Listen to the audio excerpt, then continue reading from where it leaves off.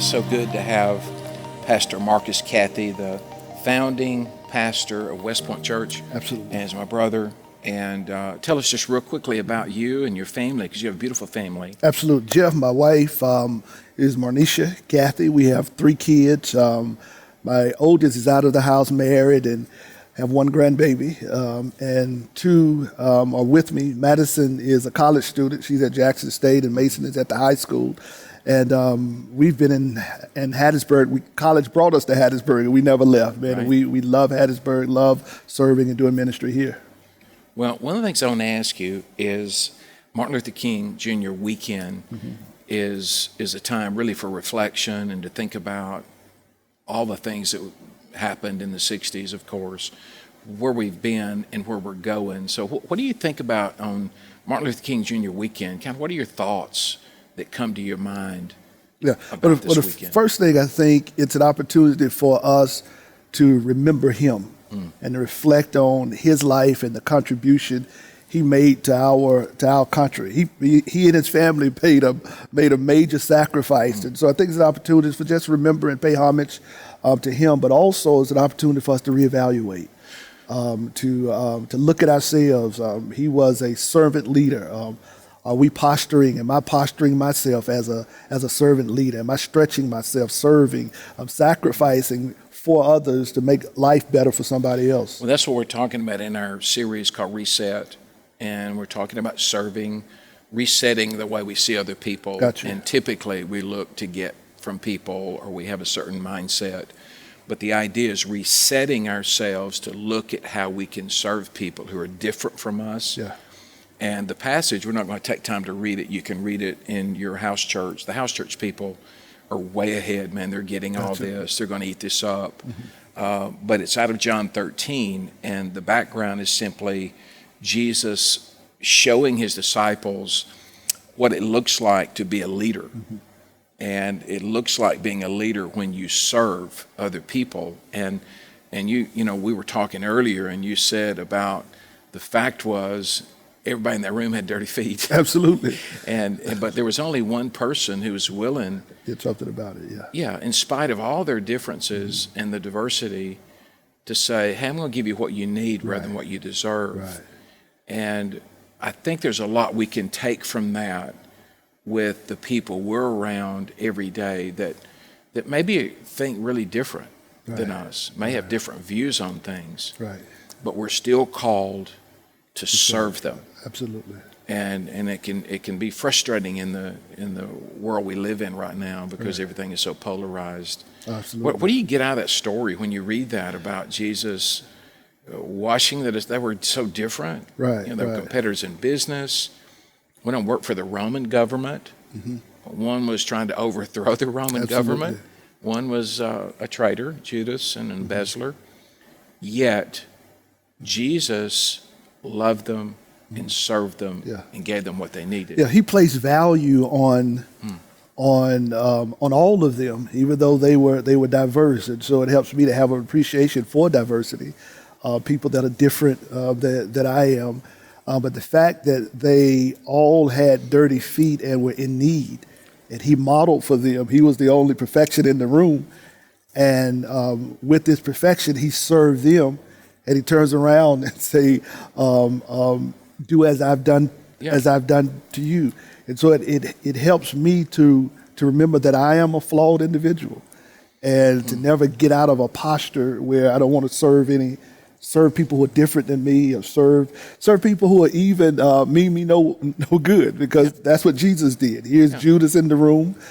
Even his disciples betrayed him in just a little while, but he served them. He loved them. Yeah, he knew all this beforehand. Absolutely. And he still served them and still loved them. Yeah. I love when Jesus takes diversity and kind of turns it on its head and says, hey, these are people that I've created.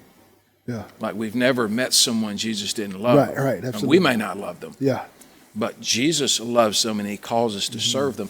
And I love when he uses the Good Samaritan, that whole parable of the Good Samaritan, because he was using a mixed race person to be the hero in the story. Yeah. Where the preachers, the Levites, and the priests and everybody else went by, and they were, I think sometimes we think Christianity is a set of beliefs only, Right.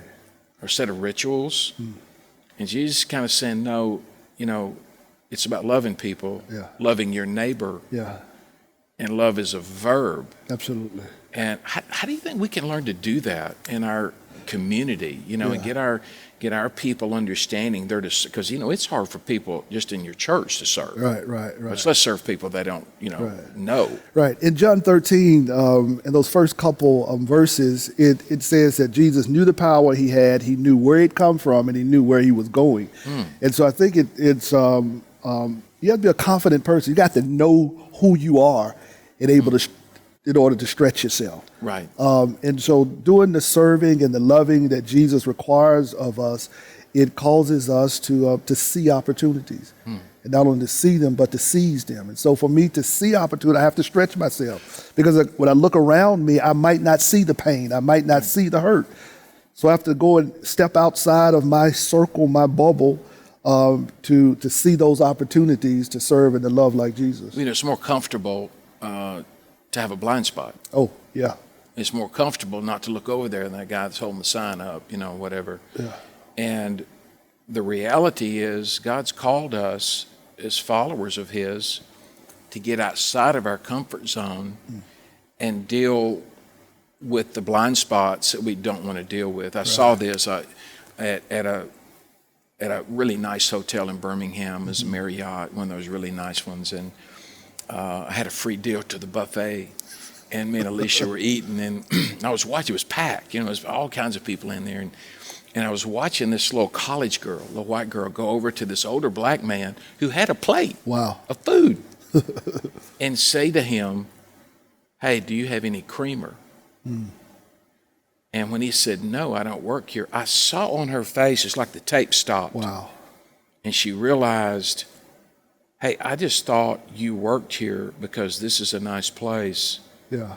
And you're black. Yeah.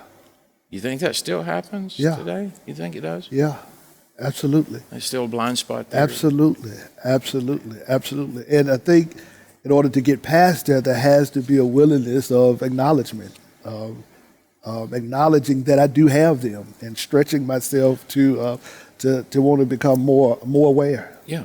One of the things that I think is a next step for us that kind of puts this in it, because everybody says, well, I wouldn't do that. That's not me.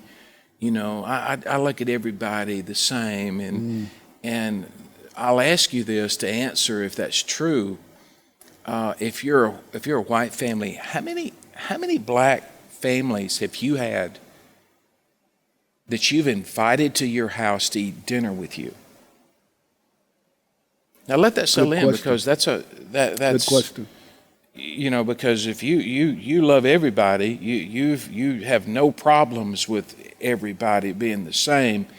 But how many people different from you have you gone out of your way to invite into your home? And I wonder if there's a way we can begin having these conversations that's like, hey, are you really doing these things? Right. Because it's one thing to aspire to do these things. Yeah. And to say, hey, I've never been prejudiced. But are you really going out of your way to build relationships with people different from you, maybe different ideology, different skin color, different side of town? Because like you said about friends, everybody says they're your friend. Right. But how many times have they actually invited you to their home? Absolutely. And so I think until we can say, hey, we're going to choose to connect with each other, we're never going to see those blind spots. Right. We're going to be on the same track. Right. And one of the things you and I have been able to do in our friendship is you've invited me into your home to preach at your house church, at your church, that's your home. And we've invited you here, and we're kind of saying to people, especially in house churches, you guys are so far ahead, man, don't hesitate. Somebody at work, somebody that you don't really know, invite them to your house church. Get to know them, build a relationship, so that you can have the kind of friendship that we have. Right.